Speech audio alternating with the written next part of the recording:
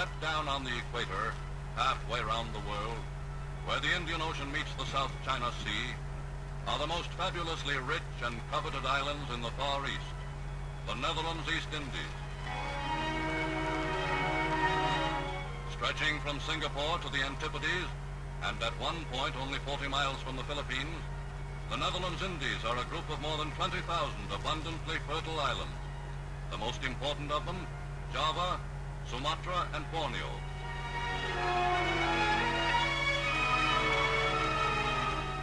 Today, the people of the Dutch East Indies are making ready to resist invasion, for they know that with their motherland a conquered state of Nazi Germany, their islands now are likely spoils of conquest.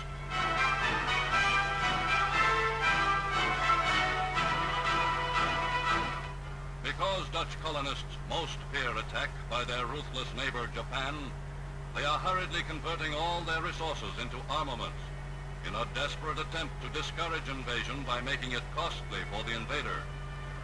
From the lightning-quick destruction of Holland's own great cities, Amsterdam and Rotterdam, they have learned the great lesson of modern warfare, that aerial bombs are the prime weapons of both offensive and defensive war.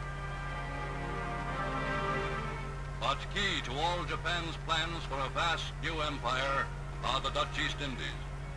And with naval bases already established in the Spratly Islands to the north and Palau to the east, Japan is today in a position to strike.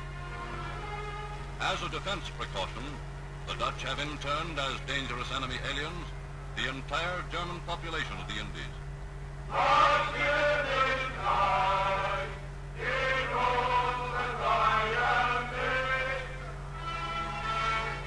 Source of moral encouragement and financial support to the people of the Indies has been London, where Holland's well-loved queen, 60-year-old Wilhelmina, fled for refuge.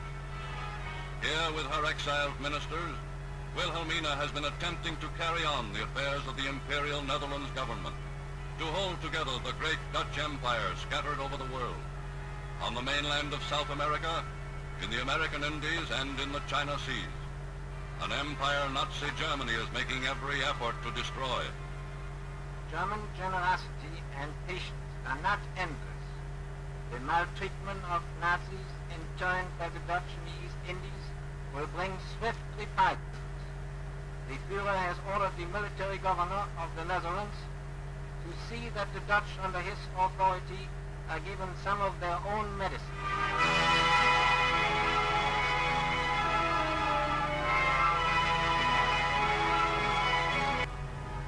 Of all the races inhabiting the Dutch Indies, best known to the world at large are the well-publicized and highly cultured people of Bali. Less spectacular, other inhabitants of the islands include 137 different racial strains. For the most part, a kindly and peaceable people, Mohammedan by religion, they live simply, deriving all they need from their immensely productive soil.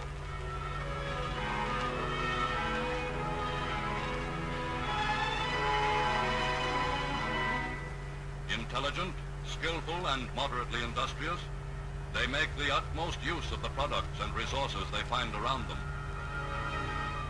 From generation to generation, they have preserved their tribal crafts, and in the course of centuries, they have produced masterpieces of minor art. Of native crafts, known is Javanese batik, fabrics richly patterned with the symbols of all Malayan sultans.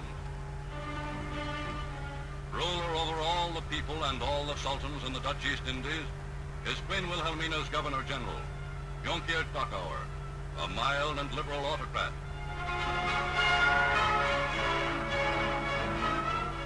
Under him is the Volksraad, a sort of colonial parliament, half native and half Dutch, which has slight legislative powers, but serves as a forum where native deputies may air their views and know that they have at least a voice in their own government. Partial secret of the Dutch reputation as the world's most efficient colonizers is their ability to treat the natives not as subjects, but as citizens of the empire. In public and private schools throughout the East Indies, natives and Dutch study together. are equally encouraged to become proficient in those fields which will best fit them to serve in the future development of the colonies. Administered for a full century with tolerance and a far-seeing eye for profits, the Netherlands Indies have grown to be a rich field for investment. And the trade of the Indies has not only brought wealth to the Dutch people, but it has made one of the tiniest nations of Europe an important and respected world power.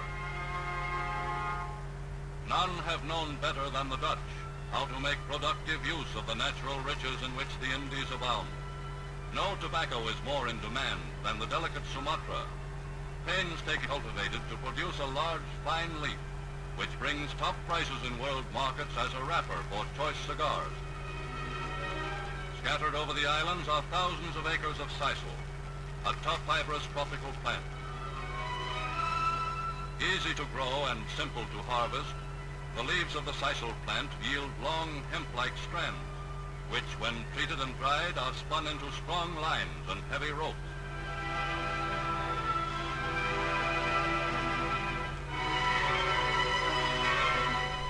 As tea planters, the Dutch colonists have been as successful as any in the East, and from the slopes of Java's volcanoes comes a delicate and fragrant leaf, which has done much to improve the blend of all Dutch tea.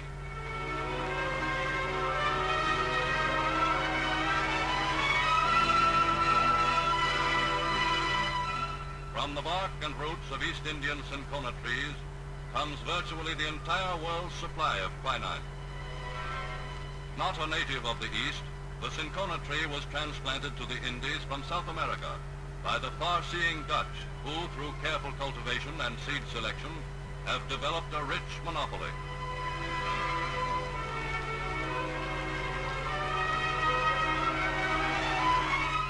Of all the raw materials of modern industry and modern warfare, few are more essential than tin. And in the Dutch East Indies, America's chief source of supply of this all-important metal, whole islands are mountains of tin. Washing the ore from the soft earth is one of the easiest and most profitable of industrial operations.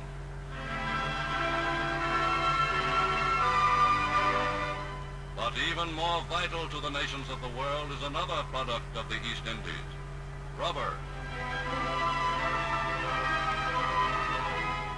To ensure an uninterrupted supply of natural rubber from the few regions of the world which grow it is a major concern of every world power, most of all the United States.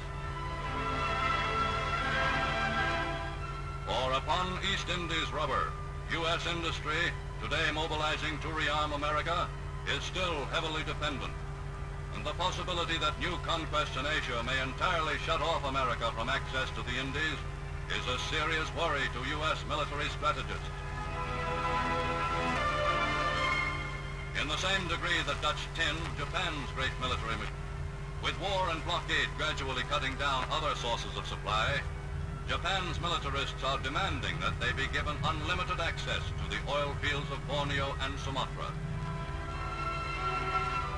But partners with the Dutch in the control of the East Indian oil fields are British American investors, whose interests are in direct conflict with those of Japan. For well do Europeans and Americans know to what grim purpose aggressor nation Japan employs its fuel oil and high-test gasoline.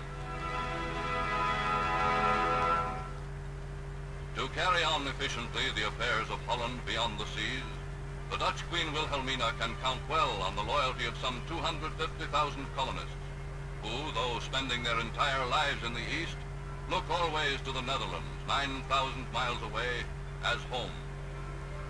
In Palembang, Surabaya, Batavia, Medan, or in Makassar, wherever in the East a Dutch family has settled, there it has preserved all the homeland customs, all the solid respectability and thrift that are the backbone of the Dutch character.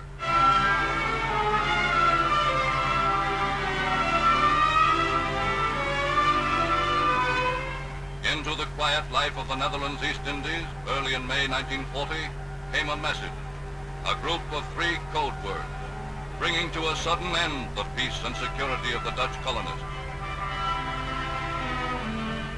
Within 5 short days, Holland had been overrun by the German war machine.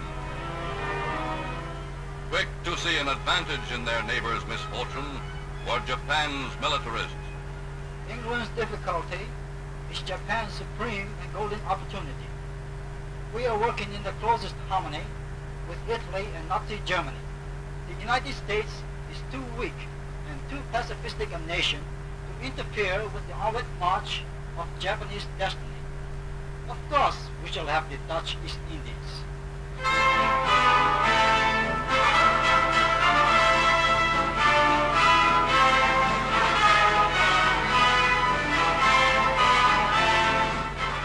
As the people of the Netherlands Indies faced the gravest danger in the history of their empire, native sultans with ceremony and ritual reaffirmed their loyalty to the Dutch crown and the royal House of Orange.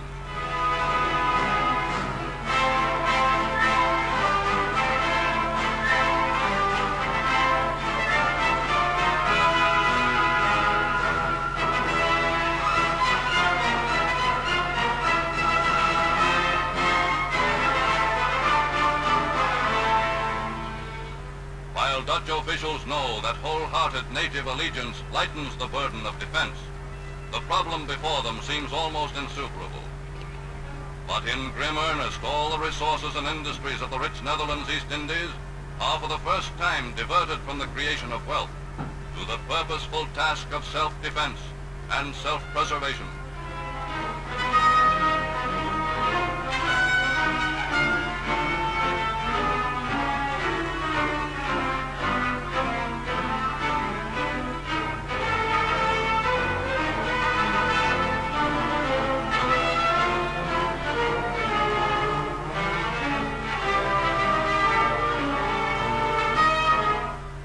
Upon the full capacity of every plant, factory and shop, the colony of a nation which for decades had staked its national security upon its traditional neutrality and the might of friendly British sea power, faces the fact in 1940 that it must be prepared to fight alone for its own existence against an alliance of 3 great military dictatorships.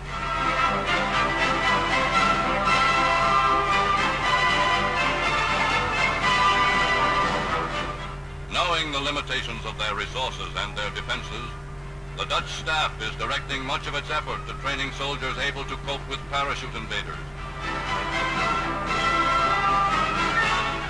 Throughout the islands, the Army is establishing anti-aircraft defenses wherever they will be most effective.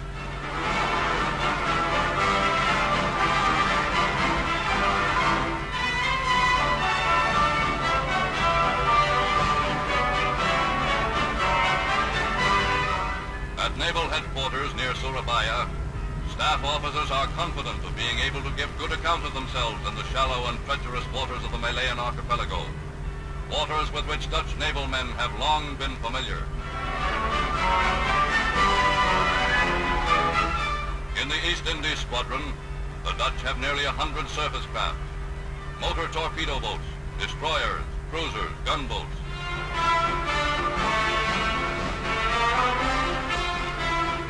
At the Surabaya Naval Base are more than 5,000 trained sailors and marines, some of them veterans of Germany's invasion of the Netherlands.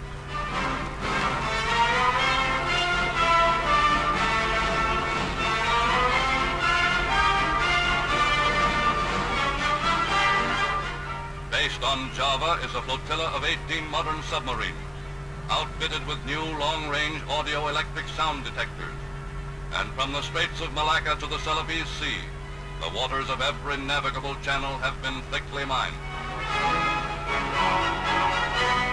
Attached to the Navy are 60 German-made Dornier flying boats, capable of scouting, bombing, and mine-laying operations over a 1,000-mile radius.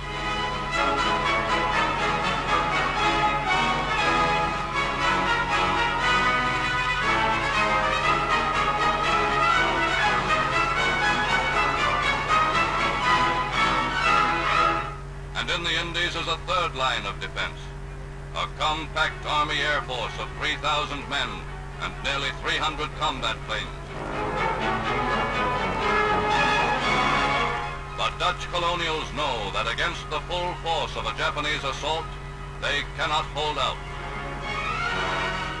Yet sober Indies Dutchmen hope that so long as America still stands guard in the nearby Philippines, Japan will not dare strike the blow by which she means to drive the white man forever from the Orient.